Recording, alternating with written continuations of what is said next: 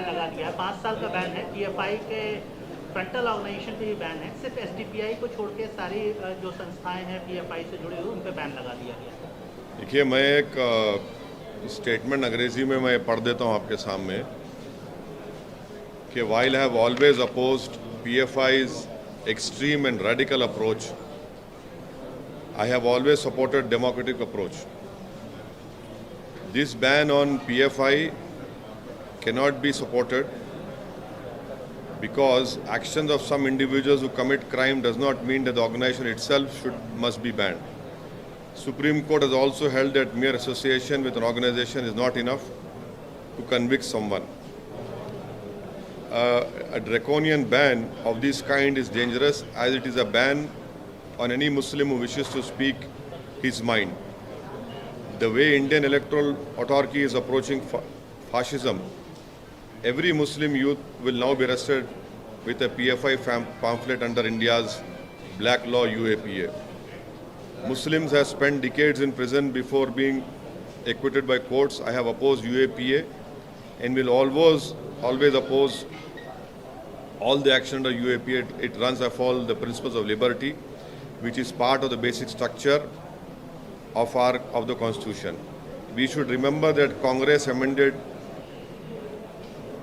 UAPA to make it stringent, and when BJP amended the law to make it even more draconian, and at that time the Congress supported it.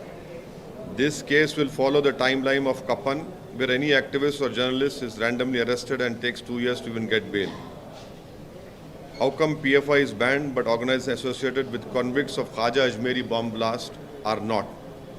Why has government not banned right-wing majoritarian organizations? This is my statement on this recent ban issue. Sir, mountain of evidence मिला है जिस प्रकार से union home ministry ने दो Reds किए हैं, तो जबरदस्त एविडेंस मिला है पीएफआई के खिलाफ। किस प्रकार से देश विरोधी गतिविधियां वो कर रहे थे, उसके चलते उनको बैन किया गया है। मेरा स्टेटमेंट जो मैं पढ़ा हूँ फिर से दोबारा पढ़ सकता हूँ आपके लिए हिंदी में। अरे लेकिन ये नहीं, आपके लिए मैं सिर्फ अपना स्टेटमेंट पढ़ूंगा। मैं अगर आप चाहें तो हिंदी में पढ़ दूं आपके लिए। आपके हिंदी में पढ़ना है तो पढ़ देता हूँ हिंदी में आपके लिए, सुन लीजिए ताकि हिंदी में आपको आसानी हो जाए। नहीं सर, ये तो पूरा करके आपके जैसे होमवर्क करके किया गया था। हाँ जी ज़रूर, सही है। मैं आपकी काबिलियत पे भरोसा नहीं कर रहा हूँ, बट लेकिन आप अपोज क्यों कर रहे हैं? नहीं, वाइल सुन लीजिए ना।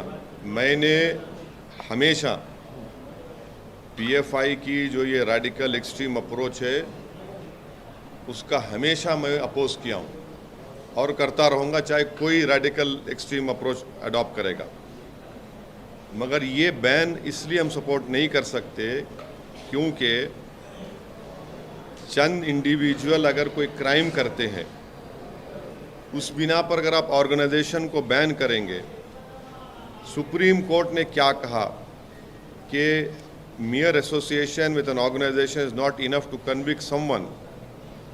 ये जो ड्रैकोनियन बैन जो लगाया गया है ये मुस्तकबिल के लिए एक डेंजरस चीज़ है, क्योंकि आप ये कहना चाहेंगे कोई भी मुसलमान अपनी दिल में जो बात है, जहन में बात है, वो ना करे। और जिस तरीक़े से हमारी इलेक्ट्रल जमहूरियत चल रही है वो फाशिज़म के करीब जा चुकी है। तो अब कोई भी नौजवान मुसलमान अपनी बात को रखेगा तो आप एक पैम्फलेट निकाल देंगे पीएफआई का, और फिर वो जो काला कानून है यूएपीए का उसको इस्तेमाल करेंगे। और इस यूएपीए के कानून में कई मुसलमान बरसों जेल में रहते हैं, उसके बाद कोर्ट उनको बरी करता है।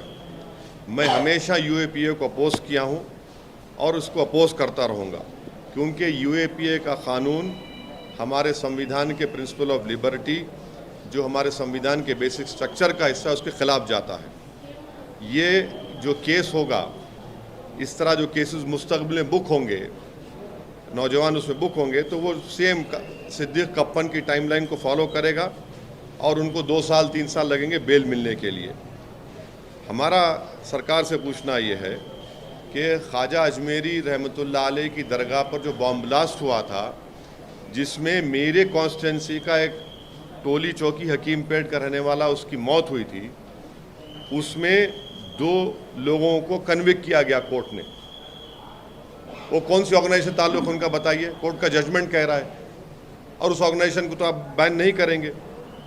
तो इसीलिए ये हमारा इस पर ये कहना है। अब मैं सवालात नहीं लूँगा, ये पार्टी का आप चाह रहे थे कि पार्टी का इसमें स्टैंड क्या है, ये आपके सामने में खुल के रखा हूँ।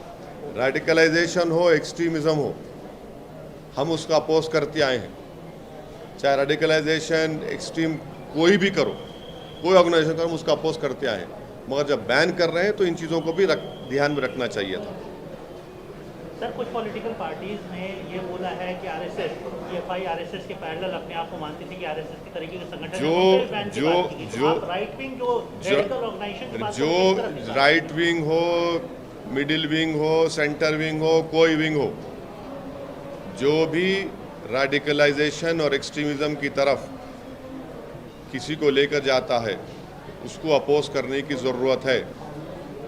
और अगर आप ये कह रहे हैं कि रेडिकलाइजेशन सिर्फ एक तरफ हो रहा है, नहीं, रेडिकलाइजेशन हर तरफ हो रहा है।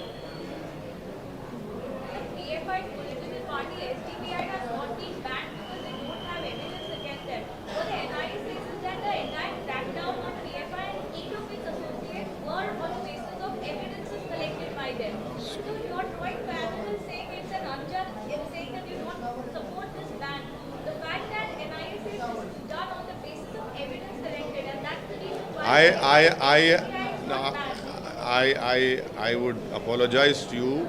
I have decided to read a statement. In my statement, I have mentioned the conviction of those people who had bombed Khaja Ajmeri Dargah. The world knows to which organization those 2 people belong to, the convicted people. There is a conviction, and the court has given the conviction. आप right wing की तरफ इशारा कर रहे हैं, तो आपका क्या कहना है? वो आरएसएस के साइड आप इशारा कर रहे हैं? राइट विंग में बहुत से हैं ना, राइट विंग में बहुत से हैं। अब तो कोर्ट भी ऑर्गेनाइज टीवी को बोला कि आप लोग देख के बोलो। बहुत सी बातें कोर्ट ने कही है। और हाँ, राइट विंग में बहुत से हैं जिसमें मैं ही नहीं हूँ। सर, एक लिंचिंग का मामला सामने आया है, आपको जानकारी होगी तो क्या है? अब ये देखिए, शहबाज अंसारी, मंदार झारखंड के बच्चे को, उसको लिंचिंग हो गई। अब ये रेडिकलाइज कौन कर रहा है इन लोगों को, ये बताइए ना।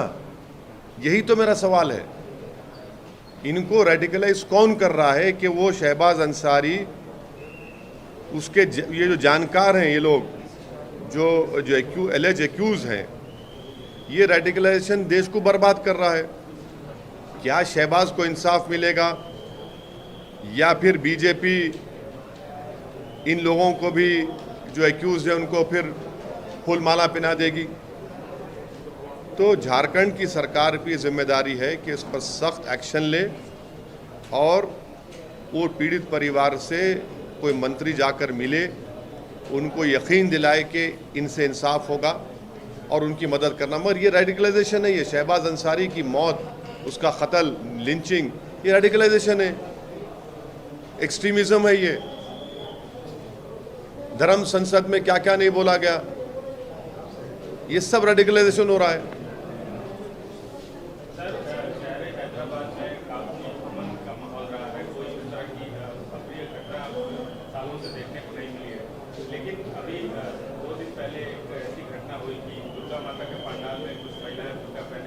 हाँ, तो आपको पुलिस आप तमाम ने हमारे एमएलएस का स्टेटमेंट आपने कैरी किया, मैं आपका शुक्रिया अदा करता हूँ। वो उसी वक्त गए, उसका कंडेम किए।